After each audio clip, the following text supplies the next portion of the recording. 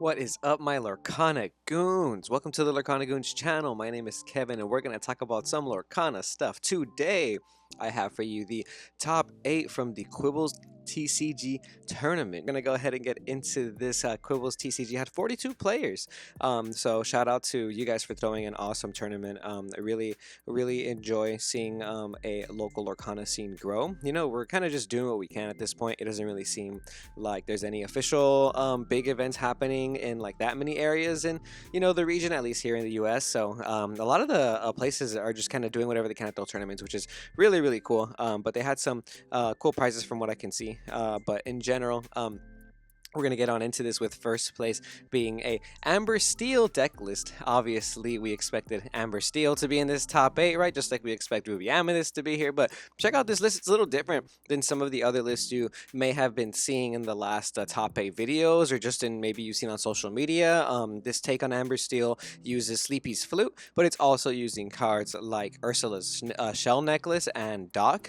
Doc being a 3-cost character with 2 strength and 3 willpower that lets you quest for 2 and also lower the cost of a character. It's playing 4 of the following: Cinderella, Ballroom Sensation, Stitch, New Dog, Simba, Ariel, Rapunzel, Stitch, Rockstar, Cinderella, Stout-Hearted, Let the Storm Rage On, Strength of a Raging Fire, A Whole New World, and Grab Your Sword, Sleepy's Flute to round that off, while all of those at 4. And then we have 3 of the following: Doc and Sad Boy Beast. That's going to be Beast, the Tragic Hero. And we have 2 of the following: Simba, Zero to Hero. That's what it is. Oh, there's also 3 Benja. I forgot to mention that. Only 1 Ursula Cell necklace. Maybe I want to see more than 1 in the way I build my decks personally. So I really got to ask why only the 1 Ursula's Shell necklace, which is a pretty strong, hard, also in my opinion. If you don't know what it does, anytime you activate a song, you're able to pay 1 ink, I believe, and draw a card. So Ursula's Shell necklace, maybe a new tech you might be seeing. It is an uninkable. It's a 3 ink uninkable, so that does kind of get in the way a little bit. And you are playing 4 Grab Your Swords and 4 A Whole New World already.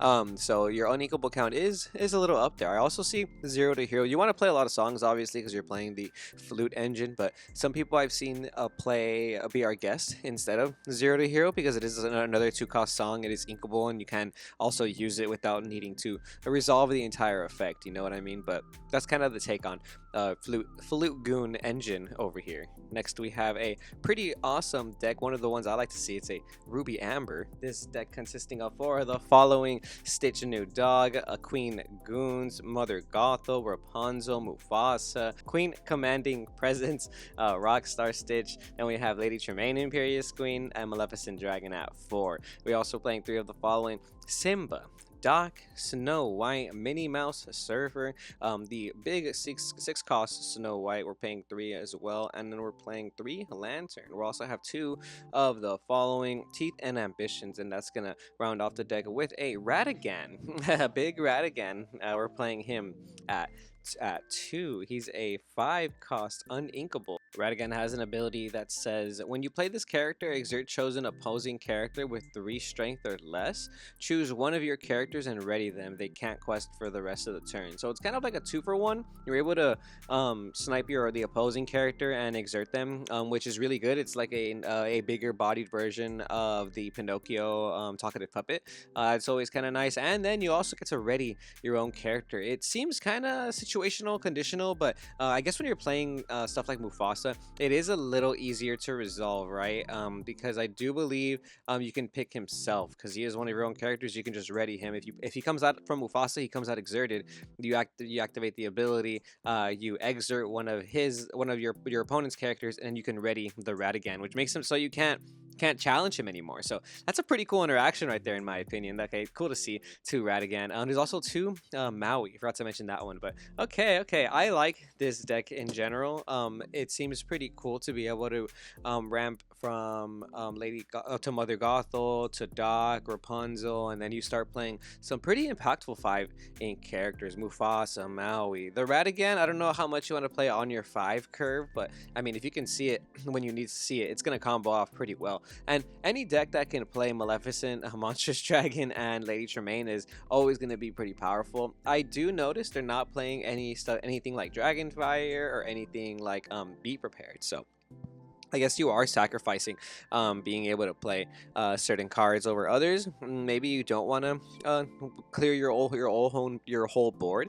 I would have thought be prepared might be okay in a deck like this, because if you have like multiple Mufasa on the field and you're questing, then you just be prepared. It doesn't really matter. But hey, maybe it's not the point of the deck. But Mufasa, Murder Mystery. Shout out you, Kurt Spies, for getting second place with this pretty cool ketchup mustard, red and yellow, amber, Ruby deck. All right, love to see it. If you guys have any opinions, let me know what you think of this deck. It's a little bit of a different take on the meta. You don't really have to play the Ruby Amethyst engine with the Ruby combo, color combo, etc. So now we have a third place Steel Song. This is going to be by Robert Serp. Shout out you, playing four of the following: Cinderella, Barmson Station, Stitch, New Dog, Ariel, Spectacular Singer, Rockstar Stitch, Cinderella, Stout Hearted, Let the Storm Rage On, Strength of a Raging Fire, Whole New World, Grab Your Swords, and Sleepy's Flute. We have a Flute Goon over here. We're seeing a lot more Flute, I see. Then we have three of the following: Simba,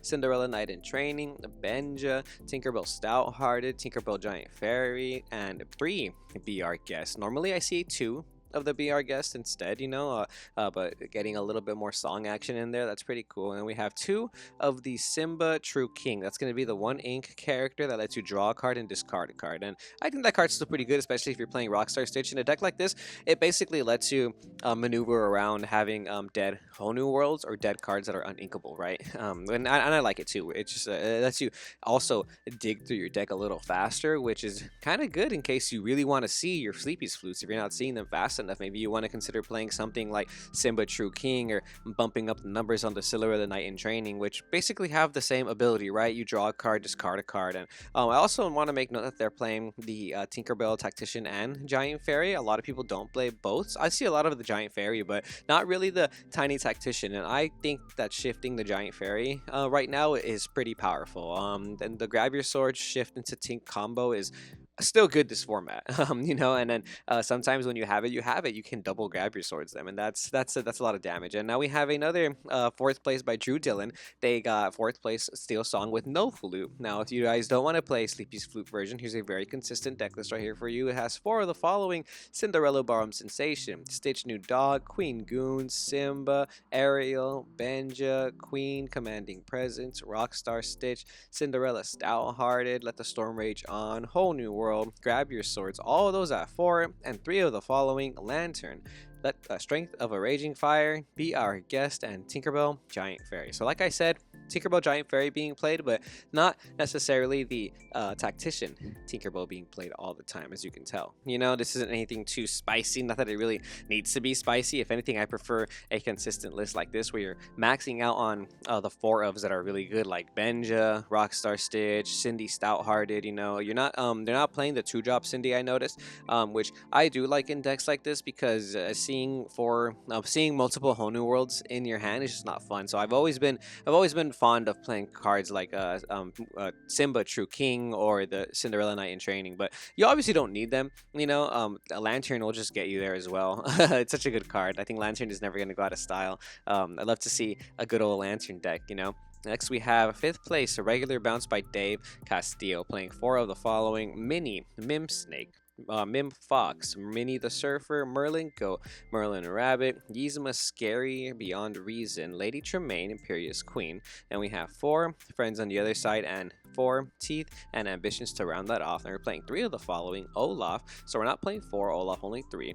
And we also have three Maleficent Sorceress, and three Be Prepared, along with three Maleficent Dragon. Okay, so you don't need the four Maleficent Dragon, I guess. And then there is two ofs in this deck, consisting of only the Merlin Crab, and we've been seeing Crab a lot in the meta. And I do want to say thanks for the comments on the last video, people explaining their interactions with Crab and how Merlin Crab really is a very impactful card. And I do appreciate it, because now I'm playing Crab and I'm testing it out, and I'm starting to like those interactions too. And then we have one of the following: Pinocchio Talkative Puppet, Lady Tremaine the Patriarch. Then we have one Madam Mim Dragon, and one Ursula, Legendary Ursula. And then we have the one Scarvicious Cheater, and one Elsa, Spirit of Winter.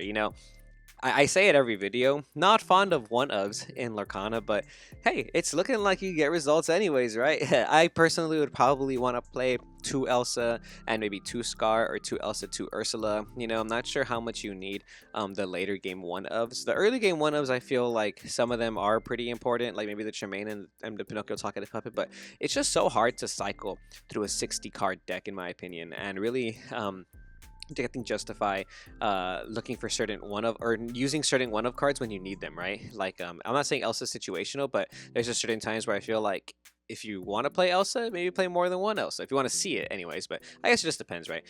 So 7th place. 6th place we have by Tim Wolish. He got a 6th place with Ruby Amethyst again, but this one's playing some other cards. We have a Chip the Teacup and Sergeant Tibbs package. So we have 4 Tibbs, 4 Mim Snake. It's going to be 4 Queen with Rush, 4 Mim Fox, 4 Maleficent Sorceress, 4 Merlin Goat, 4 Maui, Maleficent Dragon, Friends on the other side. Be prepared. All those at 4. Then we have 3 of the following: Lady Tremaine, Imperious Queen, Merlin Rabbit, Minnie Mouse Surfer. That's it for the 3 ofs. And then we have 2 of the following: Chip the Teacup, Pinocchio Talkative Puppet, Lady Tremaine the Patriarch, and then we have 2 Yzma Scary Face, and then we have 2 Sorcerer's Spellbook and 2 Most Diabolical Scheme. So we've seen lists playing Diabolical Scheme before. Like I mentioned in the past video, this card is like a Dragonfire that you can use basically a turn early. Even if you've already established a board with your Lady Tremaine or maybe Queen of Hearts, you could use it 2 turns earlier by being able to sacrifice them to banish one of your opposing characters. But I think the best way to use it is to play Maleficent, draw a card, and next turn you sing the Maleficent. That's probably one of my favorite plays to do. But you know, Ruby Amethyst being Ruby Amethyst, nothing too special here, but they are playing that Tibbs early game package with Chip to Teacup instead of playing Olaf and Minnie Mouse. So let me know what you guys think about choosing to play the 1 ink characters with 2 strength, 2 willpower instead of the other way around, playing the 1 strength, 3 willpower characters. There's no Teeth and Ambitions in this list either, and I imagine it's because you can't really resolve Teeth and Ambitions with the early game characters, right? 7th place we have the Warp was wrong. So Victor Malvias, we have Ruby Amethyst, 4 of the following: Olaf, Minnie Mouse, Mim Snake, Mim Fox, Minnie Mouse Surfer, Merlin the Goat, Merlin Rabbit, Lady Tremaine, Imperious Queen, Maleficent Dragon, Teeth and Ambitions, Friends on the other side, and Be Prepared. 3 of the following we have: Maleficent Sorceress, Maui, Hero to All, and that's going to be all for that. And then 2 of the following: Merlin Crab and Pinocchio Talkative Puppet. Oh, and 2 Yzma Scary Beyond Reason. So we are seeing 4 Lady Tremaine again. Crab in the meta, you know, it's a crab meta. It lets you pump up your Minnie Mouse, your Olaf. There's even scenarios where you need to out the opposing Cinderella Stout-Hearted, and the crab lets you do that very effectively. So a crab is a pretty decent card in the meta, and it's not too, I guess, out of this world to be able to combo crab and Mim Fox and pay 6 ink, or go even Maui crab and pay 9 ink for whatever reason if you need to clear something like a Surfer Stitch, right? You know, this deck has no I say 8 ink. It'd be 8 ink actually. This deck has no problem getting to 9 ink because you're playing Maleficent Dragon. So even using 8 ink to combo off Maui and Crab to out certain cards is really where it's at right now. I think that's very powerful. And then we have 8th place, another Ruby Amber deck list, guys. So this is cool. There's 2 Ruby Amber deck lists in the top 8. I'm starting to think that this is kind of getting up there with Amethyst Steel and competing to like what is the 3rd most popular color combination. It's either Ruby Amber or Amethyst Steel, right? What do you guys think? Do you guys like the McFasa, the McDonald's Mufasa deck, as some people have been calling it? This list consisting of 4 Queen Goon, Stitch, Noon Dog, Simba, Mother Gothel, Rapunzel, Minnie Mouse Surfer, Mufasa, Queen, Maui, Snow White, Stitch, Rockstar, Lady Tremaine, Imperious Queen, Surfer Stitch, and Maleficent Dragon. Now we have 3 of the following: Lantern, Snow White at 3, and then we have 2 of the following: the shiftable Snow White. That's going to be the 6 drop. I mentioned Snow White earlier on accident, sorry, but a pretty consistent list. Once again, it's not, this one's not playing Ratigan though, so you don't really have that interaction. Instead, I see they're playing something like Surfer Stitch, which is pretty cool, and it doesn't seem like anything too hard to resolve, right? If you have a Mufasa that's getting challenged, you can have small characters on your board like Stitch and Simba or something, or like Stitch and Snow White. And when that Surfer Stitch comes down, if it comes down,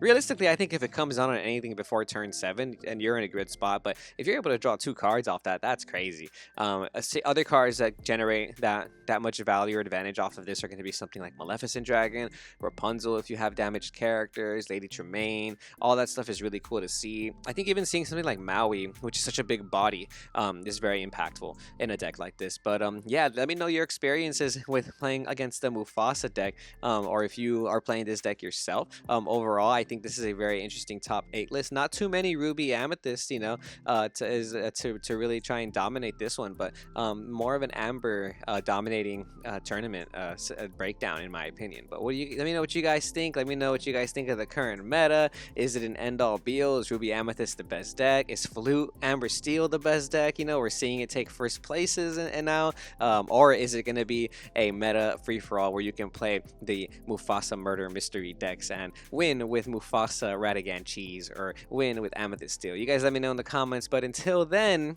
be sure to stay tuned to Lorcana Goons, and we will see you goons next time.